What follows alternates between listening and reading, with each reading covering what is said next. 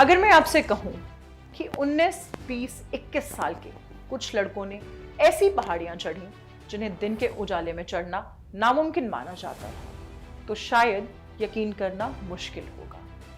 लेकिन उन्होंने ये किया सिर्फ इसीलिए क्योंकि उन चोटियों के नीचे भारत था, हमारा भारत। आज से 27 साल पहले उस समय के जम्मू कश्मीर की बर्फीली पहाड़ियों पर गोलियां बरस रही थी, तोपें गरज रही थी और हर कदम मौत की तरफ बढ़ रहा था। फिर भी भारतीय सैनिक पीछे नहीं हटे। जी हां, मैं बात कर रही हूं कारगिल की। कारगिल एक ऐसा युद्ध जो सिर्फ सैन्य अभियान नहीं था, ये जज्बे, बलिदान और अदम्य साहस की कहानी थी। एक ऐसी कहानी ही जो 19 साल के ग्रेनेडियर योगेंद्र सिंह यादव की हम आपके साथ शेयर करेंगे।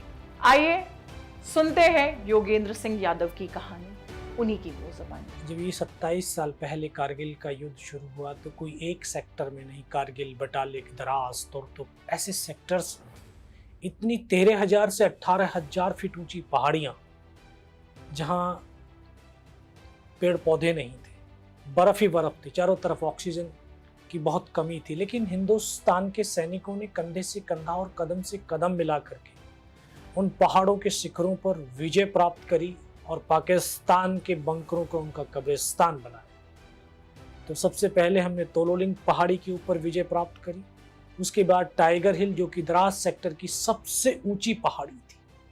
तो हमारे battalion commander colonel Kushal Chand Thakur, उन्होंने पूरी रणनीति, युद्ध नीति के तहत उस पहाड़ी के ऊपर हमला करने की योजना बनाई और जिसमें घातक प्लाटून, इसके कमांडर लेफ्टिनेंट बलवान सिंह, उनको उस टीम की कमांड दी। हमने रात का सहारा लिया ताकि दुश्मन हमारे मूवमेंट को देख ना पाए। रात भर चलते थे, दिन भर पत्थरों में चुपचाप पड़े रहते थे, फिर रात भर चलते। इतनी ठंडी हवाएं कि कुछ देर, कुछ घंटे अगर बैरिक से बाहर रह जाएं तो पूरे चेहरे की स्किन फट करके खून टपकना शुरू हो। लेकिन ये हिंदुस्तान के जवान कंधे से कंधा और कदम से कदम मिलाते हुए हम उस टाइगर हिल टॉप की तरफ चढ़ते रहे, बढ़ते रहे। 2 रात और 1 दिन का सफर तय किया। तीसरी रात का वो मंजर आज ही मेरी आंखों के सामने ऐसे दृश्यता है, शायद वो कल की ही तो। सुबह का वक्त होने वाला था, बिल्कुल 90 डिग्री की चट्टान जिस पर चढ़ना असंभव सा प्रतीत हो रहा। रस्सियों के सहारे हमने चढ़ना शुरू किया। हमारी भी आवाज हुई, ऊपर से पत्थर गिरने लगे, उनकी भी आवाज हुई। दोनों तरफ पाकिस्तान की फौज के बंकर्स थे, लेकिन अंधेरे में हमें नहीं दिखाई दिए। उन्होंने हमको देख लिया तो उन्होंने इस तरह से फायरिंग किया, हमारे 21 जवानों की टीम का रास्ता कटअप हुआ। केवल 7 जवान हम ऊपर चढ़ पाए। ऊपर चढ़े तो 7-8 मीटर का प्लेन स्पेस, सामने दुश्मन के 2 बंकर। हम 7 जवानों ने जाकर के आधाधुंध फायरिंग किया और उसमें बैठे हुए तमाम पाकिस्तानियों को पल भर के अंदर मौत के घाट उतार दिया। वहां से टाइगर हिल टॉप 50-60 मीटर रहा होगा। तो टॉप पर तो उनकी एक कंपनी का डिप्लॉयमेंट और एक कंपनी की स्ट्रेंथ 150, 150 और हम केवल 7। लेकिन बिना डरे, बिना रुके, धैर्य और विश्वास के साथ हम आगे बढ़ते रहे, लड़ते रहे और लड़ते लड़ते 5 घंटे हो गए। और 5 घंटे के बाद फिर वो दृश्य, वो परिस्थिति आई जो हम सब फिल्मों में देखते हैं कि गर्दनें कटती हैं, धड़ चलते हैं। उनको देखा नहीं, जिया भी। मुझे वो पल आज भी याद है जब उन्होंने हमारी LMG के ऊपर एक RPG का राउंड दागा। LMG हमारी जब डैमेज हुई, उसको चलाने वाले जो जवान थे उनको जब पत्थर लगे, जैसे मेरे प्लाटून हवलदार बैठा था जो हमारा टीम लीडर था, हवलदार मदन, उनकी तरफ दौड़े तो उनका वो आखिरी शब्द आज भी मेरे कानों में गूंजता है। उन्होंने एकदम से आवाज़ दी, योगेन, इस वेपन को उठा करके फेंक, इसके सिवा दुनिया में आज कोई बचाने वाला नहीं। मैं वेपन उठा करके उनकी तरफ फेंका तो मेरी नज़र ऊपर की तरफ गई। तो जिन पत्थरों से हम फायर कर रहे हैं उनके ऊपर तो वो आकर के खड़े हो गए। मैं सर ये तो बहुत नज़दीक आ गए। इतना मैं बोल पाया, इतनी शायद मेरी आवाज़ भी वहाँ तक पहुँच गई हो। उन्होंने ऊपर से ग्रेनेड फेंका तो एक मेरा साथी पीछे लेट करके फायर कर रहा, दोनों के बीच में आकर के ग्रेनेड फटता है, उसकी यहाँ से उंगली कटती है और जिसको चोट लगती है दर्द का एहसास तो उसी को होता है। एकदम से बोला, यार मेरा हाथ कट गया। मैं पीछे की तरफ मुड़ा, मैं देखा नहीं, हज़रा हाथ में उंगली कटी, उनको फर्स्ट एड दिया। एक और जवान था, उसको भी, वो भी जख्मी हो गया। हम सबने बोला यार तुम फायर नहीं कर सकते, लड़ नहीं सकते, तो कम से कम अपनी ज़िंदगी तो बता सकते हो, ऊपर से कूद जाओ और देखो अपनी टीम कहीं से चढ़ सकती है। अभी तक स्कूल के अंदर किताबों में पढ़ कर के गया था कि एक साथी अपने साथी के लिए कुर्बान हो गया था। आज प्रत्यक्ष रूप से देखने का सौभाग्य मिला। पता है उन्होंने क्या बोला? अरे मरना है तो तुम्हारे साथ मरना है, जीना है तो तुम्हारे साथ जीना है। हम जैसे नए रिक्रूट्स के लिए इससे बड़ी प्रेरणा और क्या हो सकती थी। तभी एक और जवान था, लेफ्टिनेंट नरेश, उसके पास स्नाइपर राइफल थी, उसके ऊपर 3 तरफ से फायर आने लगा। एक मेरा ट्रेनिंग का साथी था, रूममेट था, हम दोनों को आवाज़ दे तुम जा करके उसकी हेल्प करो। जैसे वहाँ से मूवमेंट किया, शायद मेरा मूवमेंट उनको नज़र आ गया, ऊपर से उन्होंने फिर ग्रेनेड फेंका और ग्रेनेड का एक स्प्लेंडर आकर के यहाँ घुटने के नीचे लगा, तो मैं जैसे खड़ा था एकदम से नीचे जा गिरा। मुझे भी लगा कि शायद घुटने से पैर कट गया। नीचे गिरते मन में ख्याल आया, देख पैर है कि नहीं। ऐसे हाथ मार कर देखा, बहुत गहरा जख्म था, लेकिन पैर तो था। खुद फर्स्ट एड करने, अभी मैं फर्स्ट एड कर ही रहा था, तभी उन्होंने एक और ग्रेनेड फेंका। उस ग्रेनेड का एक स्प्लेंडर आकर के यहाँ पे लगा, ये पूरा कट गया। इसको कटने के बाद पूरा चेहरा सून, ऐसा प्रतीत हुआ कि शायद आंखें चली गई। चारों तरफ खून की बौछारें ही बौछारें थीं और मैं देख रहा था कि उस धड़ पे सर नहीं था, लेकिन हाथों से बंदूक नहीं छूटी थी। वो धड़ 2 कदम तक चला, फिर जमीन पर गिर गया। एक और साथी दौड़ करके आया, एक और बम गिरता है, उसके दोनों हाथों में पैर कट करके दूर जा करके गिरते हैं। जब ये शरीर के अंग कट करके जमीन पर गिरते हैं, किस तरह से उछलते हैं, शब्दों में बयां नहीं कर सकता। सब कुछ खत्म।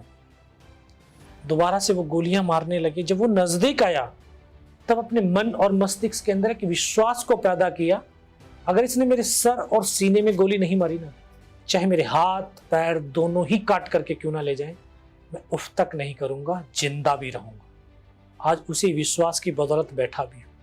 वह दोबारा से गोली मारने लगा। उसने फिर भी बाजू में पैर में गोली मारी। 2 कदम चला वो, मैं उसको देख रहा हूँ, आधी आंखें खुली थी आधी बंद थी। वो रुक गया। उसके रुकते ही मुझे भी लगा कि शायद इसको पता चल गया कि मैं जिंदा हूँ। अभी मन में विचार चल रहा था, तब तक तो वापस मुड़ा। मुड़ते उसने राइफल जैसे सीने की तरफ करी, तब एक क्षण के लिए लगा योगेंद्र अब तो नहीं बचे। लेकिन कहते हैं जाको राखी साइयां मार सके न को, और इस देश को भारत माँ बोलते हैं। ऐसे नहीं बोलते, कंकर मिट्टी वाली जमीन नहीं, सजीव माँ भारती अपने बेटों की वीरता, शौर्य, पराक्रम, बलिदान को कभी दफन होने ही नहीं देती। किसी न किसी एक को जरूर माध्यम चुनती है। शायद इस माँ भारती ने मुझे वो माध्यम चुन लिया होगा। जब उसने गोली चलाई तो सीने की तरफ चलाई। यहाँ पे पर्स रखा था, क्योंकि पूरी पैंट फट गई थी पहाड़ों पे चलते चलते। उसमें कुछ 5-5 रुपए के सिक्के थे। शायद वो सिक्के माँ भारती ने इकट्ठे कर दिए होंगे। जब गोली चली तो जाकर के सिक्कों से टकराई और रिकोचिट हुई। उस गोली के धक्के से, फोर्स से, पावर से लगा कि यार मैं मर गया। पाकिस्तान का दूसरा जवान आया होगा, उसने मेरा वेपन उठा करके जब जा रहा होगा तो उसका पैर मेरे पैर से टकराया। तो एकदम से चेतना ही, मुझे लगा मैं तो जिंदा हूं। तब एक ग्रेनेड मेरे पास था, मैंने हैंड ग्रेनेड निकाला, उसके ऊपर ऐसे फेंका तो कोट के अंदर जो हुड लगे होते हैं, हुड के अंदर वो ग्रेनेड गिरा। जब तक वो ग्रेनेड को निकाल पाता, ग्रेनेड तो फट गया, उसका सर उड़ा, हमारे ऊपर आकर कैसे गिरा। उस धमाके से जो पाकिस्तान के जवानों में खलबली मची कि इनमें से कोई जिंदा है। कुछ बोले, जिंदा नहीं, नीचे से रेनफोर्समेंट आ गई। वही एक मौका था मेरे पास। मैंने दोनों हाथों से उसकी राइफल को उठाने की कोशिश करी, लेकिन ये हाथ तो नहीं हिला। एक हाथ से राइफल उठाई, ऐसे पलटा खाया, वहां से फायरिंग किया। 3-4 बंदे उनके मारे गए। फिर पलटा खाया, दूसरे पत्थर, तीसरे पत्थर, 4-5 जगह से जब फायरिंग किया तब उनको लगा कि नीचे से रेनफोर्समेंट आ गई। फिर उनके पैर उखड़ गए, भाग खड़े हुए। बेबस और लाचार था, चल नहीं सकता था, लेकिन हताश और निराश नहीं हुआ था। खिसटता, रेंगता, फायर करता 4-5 मीटर तक मैं आगे गया हूँ। 4-5 मीटर जाने के बाद देखता हूँ सामने तो उनके लंगर चल रहे हैं, उनके लिविंग टेंट लगे हुए, वेपन के डिप्लॉयमेंट। मैं सब कुछ वहां से पड़ा हुआ देखता रहा। बहुत देर के बाद फिर मन में पागलपन छाया, योगेंद्र नीचे चलना है, अपने साथियों को बचाना है। हिम्मत टूटने लगी थी, लेकिन फिर हिम्मत को बटोरा। जैसे चलने लगा, अब हड्डियां तो टूटी हुई थी वो आपस में टकराने लगी, असहनीय पीड़ा होनी। इस हाथ को ऐसे बांधने की कोशिश कर रहा था लेकिन बंध नहीं पा रहा था। फिर इसको उठाया, पीछे कमर पे फेंका, बेल्ट में फंसाया, खिसकता खिसकता उन साथियों तक पहुंचा। फिर मन में ख्याल आया, देख इनमें से कोई तेरी तरह जिंदा तो नहीं है। आकर के एक एक को देखने लगा तो किसी का ये सर फटा बाहर था, तो किसी के पूरे फेफड़े निकले। बस उनको गोद में रख करके रोता रहा। फिर देखा तो नहीं, मेरे साथी नजर आए, उनको आवाज़ दिया, वहाँ से उठा करके ऊपर लेकर के गए और फिर उनको पूरी ऊपर की इन्फॉर्मेशन दिया। दिन का 1:30-2 बज रहा था। जो मेरे कमांडिंग ऑफिसर ने उनको सूचना दी, जल्दी से लड़के को मेरे पास तक पहुंचाओ। पहाड़ों पे चढ़ना बड़ा आसान है लेकिन उतरना बहुत मुश्किल है, और वो भी कैजुअलिटी को लेकर के। कोई ऐसे साधन संसाधन नहीं जिस पे बिठा करके लिटा करके मुझे नीचे ले जाया जा सके। कंधे पे डाल करके जवान मुझे पीछे की तरफ ला रहे। शाम हो गई थी, इतना लहू बह गया था कि दिखाई देना बिल्कुल बंद हो गया। जब उनके पास पहुंचा, उन्होंने कहा, बेटा मेरे को पहचानता है? सब दिखाई कुछ नहीं दे रहा। मैं तुम्हारा commanding officer colonel Kushal Chand Thakur. मैं जय हिंद साहब, बहुत तेज सर्दी लग रही है। तो उन्होंने अपने टेंट के अंदर लिटाया, 3-4 स्टॉप जलवाए, थोड़ी सी गर्मी महसूस हुई। मैं कहा साहब थोड़ा सा पानी पिला दो, क्योंकि अब जबान ऐंठने लगी थी। बोला पानी तो नहीं मिलेगा। एकदम डॉक्टर ने शायद सुन लिया, डॉक्टर आया, उसने थोड़ा ग्लूकोज पिलाया, थोड़ी एनर्जी महसूस हुई। तब उन्होंने कहा कुछ बता सकता बेटा? मैं कहा हाँ साहब। तब ऊपर का तमाम घटनाक्रम बताया, तमाम इन्फॉर्मेशन जो थी वो दिया, देते ऐसे बातचीत करते करते फिर डॉक्टर ने कौन सा इंजेक्शन लगाया फिर मुझे पता नहीं। 3 दिन के बाद होश आया, देखा ऊपर पंखा चल रहा है। पता चला 92 बेस हॉस्पिटल श्रीनगर। और वहीं पे मुझे सूचना मिली, उसी रात को दोबारा से हमारी टीम ने उस पहाड़ी पर हमला किया और बिना किसी कैजुअलिटी के टाइगर हिल टॉप के ऊपर विजय पताका फहरा दिया। टाइगर हिल की जीत कारगिल युद्ध का यू टर्न था। फिर उसके बाद सीज फायर हुआ और आज हम 26 जुलाई को कारगिल विजय दिवस के रूप में। आज द्रास की वादियों में शांति है, लेकिन ये शांति हमें मुफ्त में नहीं मिली। इसमें 527 वीरों ने अपने खून से खरीदा है। कारगिल विजय दिवस सिर्फ जीत का जश्न नहीं है, ये उन जवानों के सामने सिर झुकाने का दिन है जिन्होंने अपनी पूरी जिंदगी देश के नाम कर दी, ताकि आने वाली पीढ़ियां आजाद सांस ले सकें। 27 मॉनसून बीत चुके हैं, लेकिन टाइगर हिल, तोलोलिंग और कारगिल की हर चोटी आज भी उन कदमों की गूंज सुनाती है जो ऊपर तो गए लेकिन कभी वापस नहीं।